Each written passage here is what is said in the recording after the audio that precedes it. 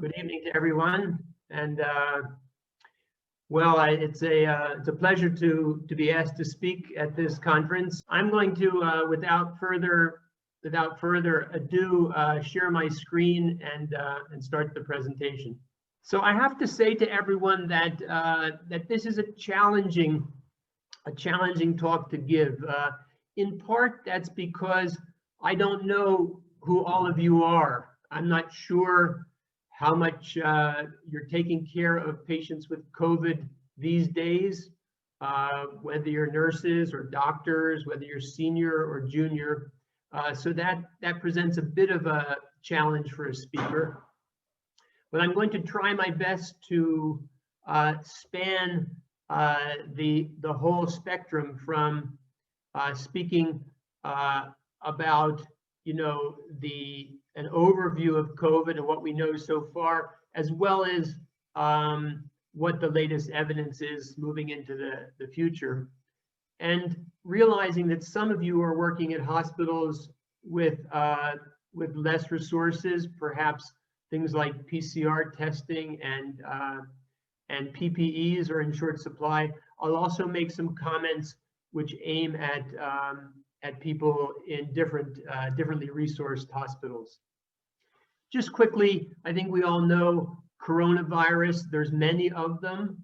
The three most famous ones or infamous ones were the SARS first coronavirus, the MERS virus, and now SARS-CoV-2. For the sake of this presentation, I'm going to use the term COVID rather than any of these terms. So I'll just, when I refer to COVID, I'm referring to this particular syndrome. I work at Patan Hospital. It's a 700-bed hospital in Kathmandu. And in the last 7 months, as with many of you, we've been hit by the COVID pandemic. Over this time of 7 months, the hospital has conducted nearly 10,000 positive tests on COVID patients. And of that number, 2,675 have been admitted to the COVID ward, and about a tenth of that number admitted to the ICU. Now, I should say two things about these numbers. One is that that about a third of these cases in both of these turned out to be COVID negative, is one thing. And the second thing is that we've seen half of this number in the last 2 months, and the first half was in the first 5 months. So there's been almost exponential growth. I gave a talk similar to this back in March and used a lot of primary data from these different authors, mostly China. Tonight, I'm going to mostly speak using secondary references, mainly up to date. The US NIH and CDC also gave me good resources.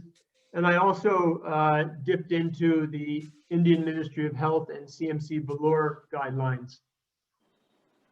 So to make it easy, let's say we're going to tackle 4 different scenarios tonight. The first scenario is simply when someone comes up to you and you ask the question yourself, does he or she have COVID? Now you could fill in this blank by saying, does my mother? Does my sister? Do I? Does my patient? So we're talking there about how we approach the diagnosis of COVID. Secondly, many of you are working in hospitals. So a question that will come up for you if you're still developing protocols and you haven't had so many cases yet is, how do we set up a healthcare facility during COVID? How do we partition different areas of the hospital so as to keep patients, staff, and visitors safe? And the third question is, once we see a patient with COVID or suspected COVID, what's the best treatment for that patient? And finally, when is it safe for someone who tested positive for COVID to leave the COVID domain? So I'll touch on each of these 4 areas and provide some evidence for what I'm saying. Some of what I'm saying is based upon the guidelines that I've listed for you. Some of it is based upon our own experience at Patan Hospital. Does this patient have COVID? Well, the diagnosis of COVID is basically two stages. First, a suspicion, and that leads into then a test. The suspicion is based upon two things.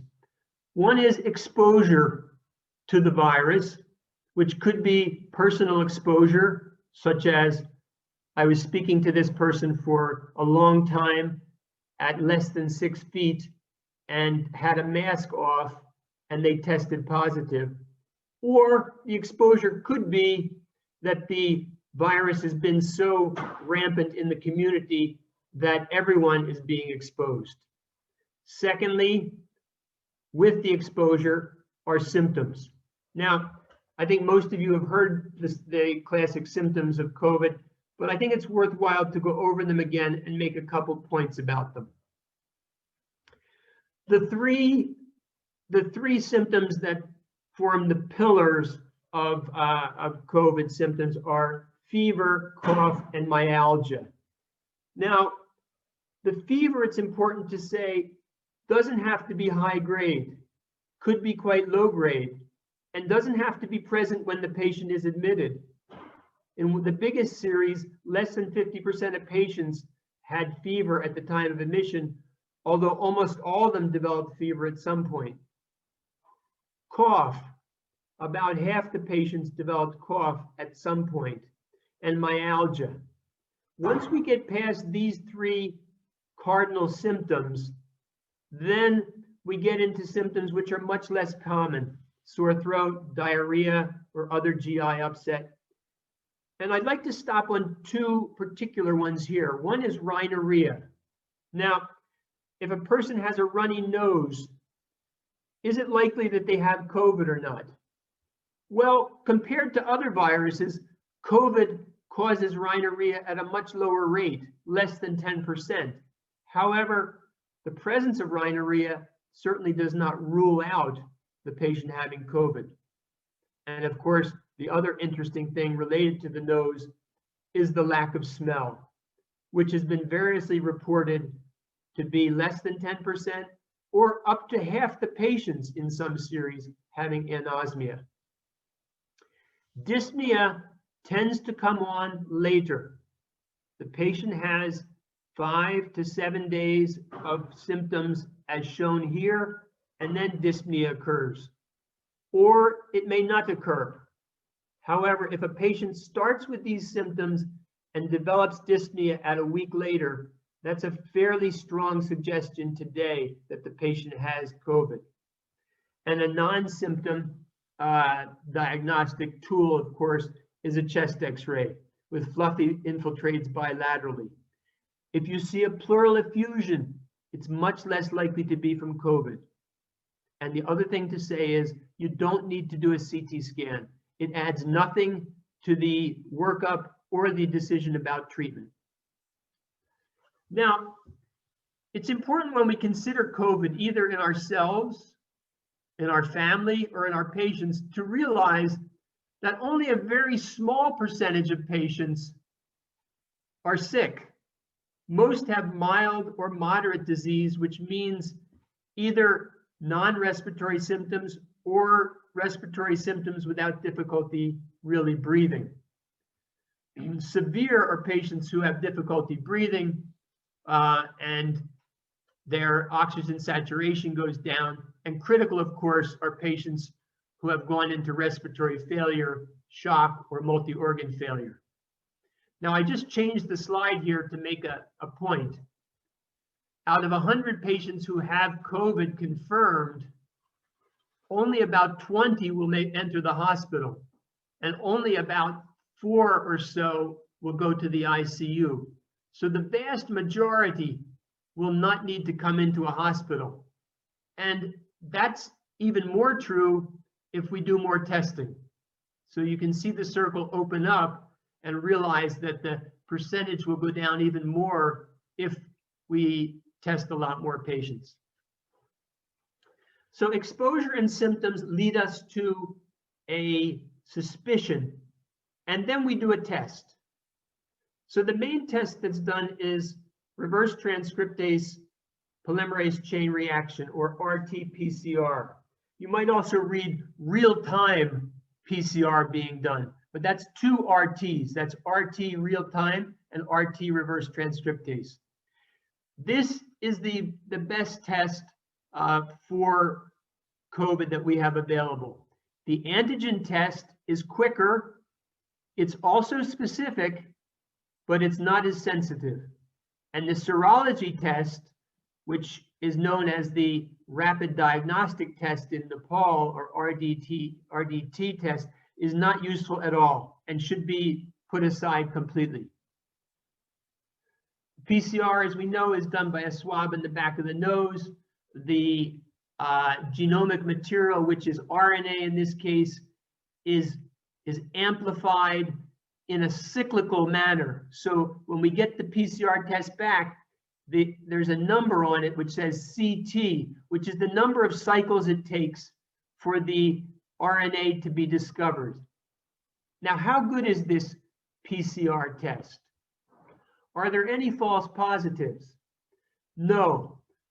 We don't consider any positive test to be false. We consider it to be completely specific. There's no other gold standard for the test except in research facilities. However, a patient still may remain positive for some weeks afterwards and not actually have the virus in an infective state. The RNA remains, but the virus is not infected. What about false negatives, where you do the PCR and the test comes back negative? Well, there's quite a few of those, and it's important to realize that depends on the timing. So if we do a PCR on day 0 of exposure, all the patients are negative, but these are false negatives because the patient was actually infected. On day 5, the false negative rate is 38%. On day 8, it's 20%. And as we go further, at three weeks, the false negative rate is 66%. The patient was infected, but they've turned negative. So the best time after exposure to check someone for a PCR is in the range of 5 to 7 days. This is the time when there's the lowest number of false negatives. Also, if you get a negative test back when you're testing a patient, you shouldn't assume that that means the patient doesn't have COVID. Even the sensitivity is not 100% even after a week. What if our hospital doesn't have a PCR test? Then patients should be isolated based upon the exposure and symptom profile. You should not just put them into the general population, but you should screen them based upon their symptoms and their likelihood of exposure. And you should withhold COVID-specific treatment. Caution the patient about warning signs, which is mainly dyspnea. Okay, second scenario. How do we set up a healthcare facility during COVID? Well, the first thing is that these patients who come to the hospital, a non-COVID patient or a suspected COVID patient, need to be separated. You need to have a separate emergency room and fever clinic. And those lead into the non-COVID ward and the isolation ward. There should be no passage back and forth by healthcare workers or by patients or relatives. This wall needs to be completely impermeable. At the same time, the isolation ward is only used for patients until they test positive or negative. When they test positive, they get put into the COVID ward. And you can see here, there's a permeable barrier here, which allows patients to go in this direction and staff to go back and forth. Now, it's important to say about these wards that they all need to be contained by a policy of everyone wearing masks. all patients, all staff, all relatives. In addition, this area of the hospital, which is the isolation ward, fever clinic, and COVID ward, needs to have healthcare workers in personal protective equipment, or PPE. In addition, this facility, more than anything else, needs a big oxygen plant. If you're taking care of COVID patients, or will be in the future, you need to make sure that your supply of oxygen is far above what it usually would be in the pre-COVID state. The infection containment principles for your hospital: everyone should wear triple layer surgical masks. You don't need to all wear N95 masks. Those are for people who are involved with doing aerosol generating procedures. Hand sanitizer and washing should be available. You should try to make sure your PPE can be reused, both the gown, the booties, and also the hood that you use. As well, you need to have face shields, even if you're wearing glasses, and those can be reused. And there should be limited visitor and staff flow, and meals and should be hospital catered, so that food and plates are not being brought in and out of the containment area. What if we don't have PPE? Okay, well, PPE is so critical that if you don't have PPE in large enough supply in your facility, patients who have acute respiratory or acute fever syndromes need to be sent to another facility. You cannot take care of patients without PPE there. However, even in limited supply, you can conserve your PPE use by making sure the number of entries into the PPE area, into the isolation area, is limited, and that multiple procedures are done each time someone goes in there. Question number 3. Within the COVID area there, and this is the ICU, COVID ICU at Patan Hospital, which is 16 beds. What's the best treatment for this patient with COVID? Well, first of all, we have to look at the severity. Now, the severity by the CDC and the National Institute of Health starts with mild, goes to moderate, severe, and critical. The Indian guidelines are slightly different. They start with mild being non-respiratory symptoms, moderate being respiratory symptoms with low O2 sat, and severe being less than 90% O2 sat or myocardial dysfunction. I'm going to concentrate here on what we use as our symptom profile, or our severity profile. So we say patients anyone with symptoms but not needing oxygen and with only mild or no comorbidities can be called mild to moderate. Now that group is important because those patients we send home. They do not need to be kept in the hospital. And it's better that they not be in the hospital in this situation. They need to be sent home and warned that they have to come back if they get respiratory difficulty, but they can be isolated at home. The second group we call severe. And rather than talking about respiratory rate or chest x-ray, we simply use this rule. If the patient needs supplemental oxygen, we call them severe. Usually that means their O2 sat has dipped to 90 or below. Those patients we admit to the isolation ward and then on to the COVID ward. The last group is critical. Their O2 sat has remained low despite supplemental oxygen that's increasing. They're in respiratory failure or septic shock or a multi-organ dysfunction syndrome. Those patients go to the COVID ICU. How do we treat these patients in these two groups here who are admitted to the hospital? Well, the pillars of treatment are these 3 things. First, emotional support. These patients really need us beside them, and as much as we can talk to them, the better. They just want to talk about anything because they basically are very scared that they're going to go over the edge of a cliff. It's a scary disease especially when you know that your relatives or somebody in your community has gotten sick or even died. At the same time, I found a tremendous opportunity to be able to speak with patients who are getting better and to tell them, listen, don't worry, you're going to get better. That has been one of the most fulfilling things I've done in my career, is to meet COVID patients who think they're going to get worse and to realize because their oxygen has stabilized, they're getting better, and to give them that sense of hope. Oxygen I'll come back to, and general medical care includes a number of different things, but I will say that it also includes antibiotics only if the patient is seriously suspected to have a secondary infection.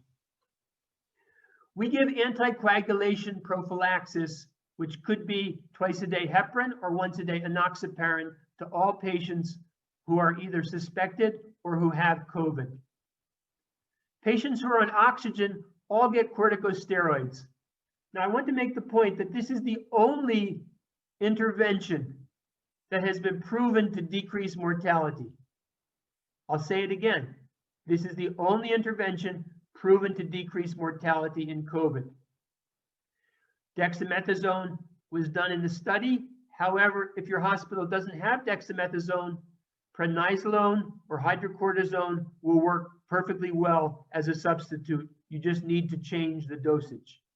The second thing we give when patients have oxygen, are on oxygen, is we put them on remdesivir, which is an expensive medicine. It costs 36,000 rupees for a 5-day course.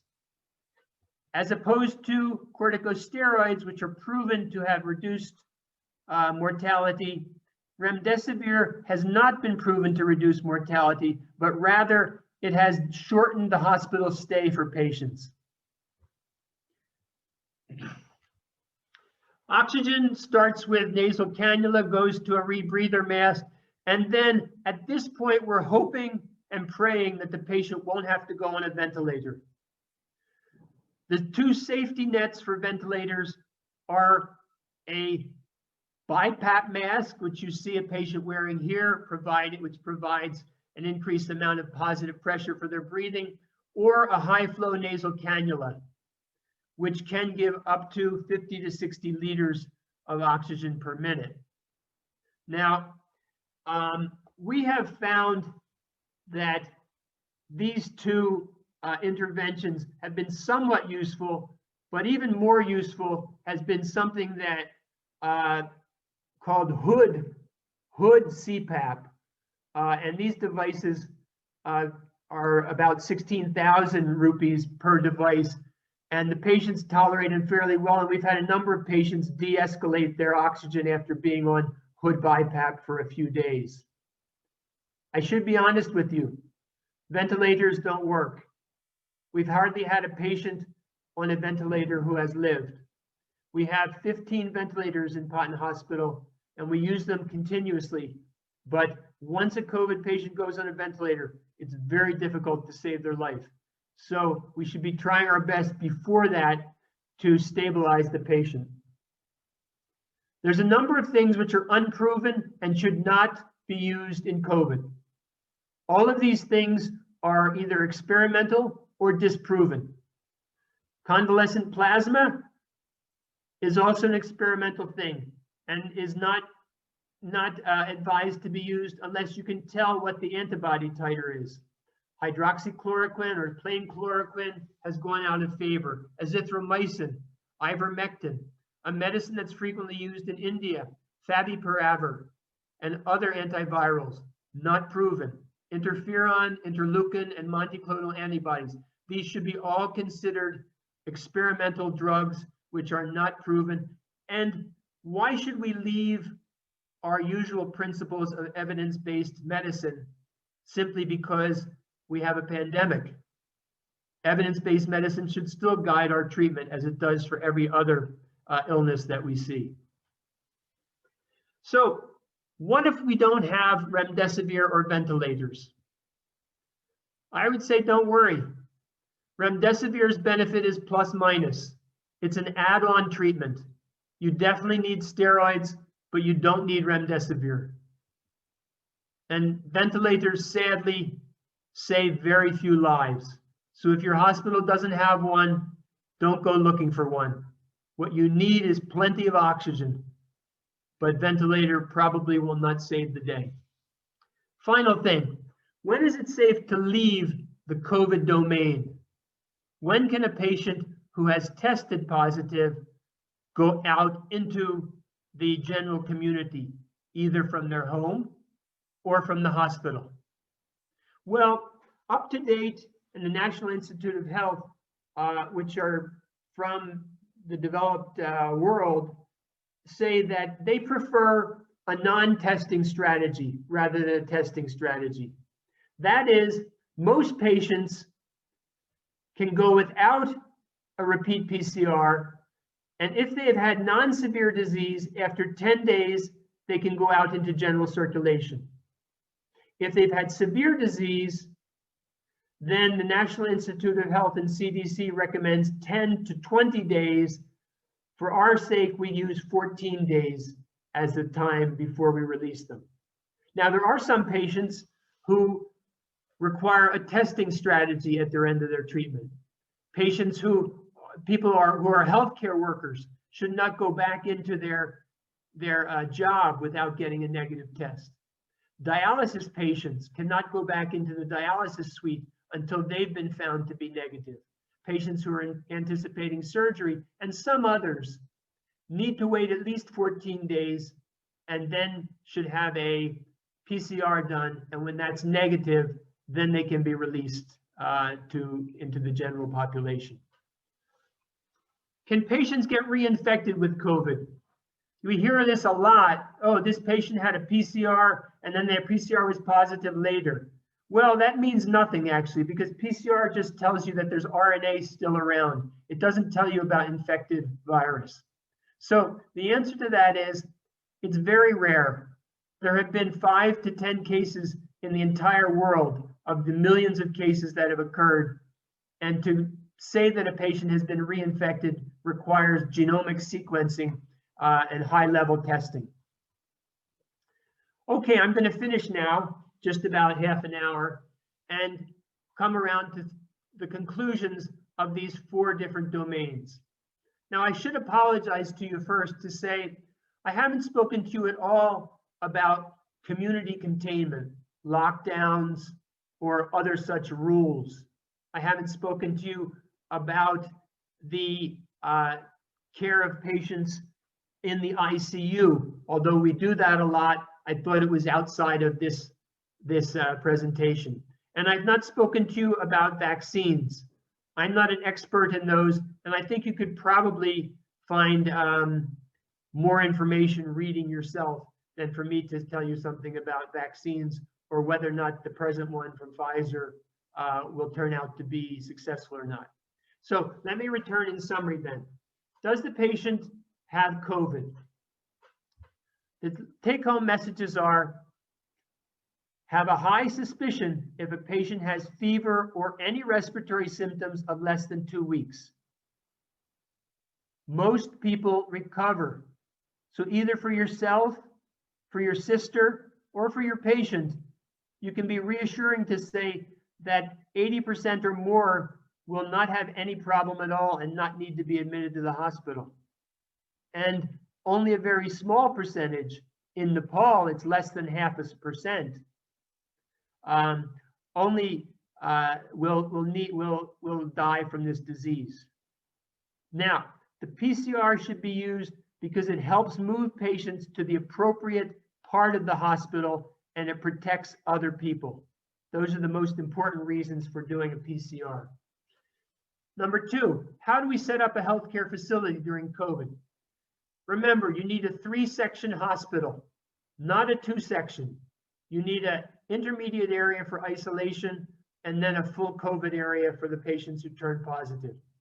Mask everyone. Everyone 24/7 needs to be wearing surgical masks. And PPEs are essential and can be conserved. Remember that even if you only have a small number, you should be looking for a way to keep those in supply. Number 3, what's the best treatment for this patient with COVID? As I told you, the treatment depends on severity. We in Patan Hospital have a simple rule about severity, which is, does the patient need oxygen? No, they go home. Yes, they get admitted. Failing on oxygen, they go to the ICU. All patients who are put into the isolation or the COVID area get prophylactic anticoagulation. Now, there's some talk about whether they should get full anticoagulation, and I can answer any questions about that later. And if the patient needs oxygen, they should be given dexamethasone, and I've put in brackets remdesivir. It's helpful, but if the patient can't afford 36,000 rupees, then I wouldn't push them. It's not likely to be life-saving. Number 4, when is it safe to leave the COVID domain? Most patients can go with a non-testing strategy and leave after 10 days, either isolation in their home or isolation from the hospital. And reinfection is extremely rare. So with that, I want to thank you all